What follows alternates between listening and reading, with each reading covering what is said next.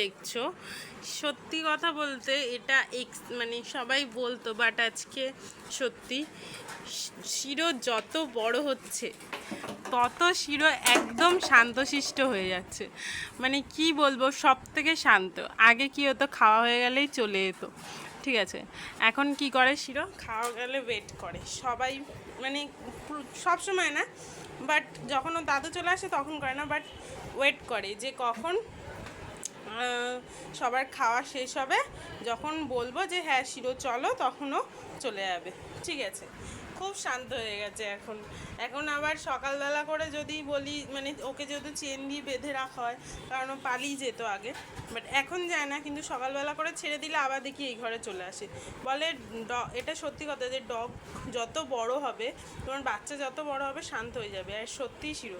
এবার দেখো, তুমি অনেকে বলে যে কামড়ায়, আমাদেরও করে, সেটা ওর পিছনে লাগলে, মানে এই যে এখন শান্তশিষ্ট আছে, একটু খেলা করলে ঠিক আছে, কিন্তু ওর পিছনে লাগছো, মানে রাগাচ্ছ ওকে, তখন কিন্তু ও তোমাকে অ্যাগ্রেশন করবে, কামড়াবে, যেটা ও করে। আমরা ওর পিছনে মাঝে মাঝে লাগি, যে মানে একটু ভ্যাঙাই ওকে, ও কিরমভাবে ডাকে, এগুলো যখন আমরা ওকে ভ্যাঙাই, যে স্বাভাবিক, কাউকে ভ্যাঙালে তার তো রাগ হয়, তো তখন কিন্তু শিরো রেগে যায়, ঠিক আছে।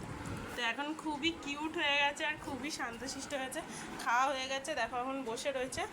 মিষ্টি যেহেতু সব থেকে লেটে খায়, তো মিষ্টির জন্য ওয়েট করছে, খাওয়া হলে তারপরে ছাড়বে।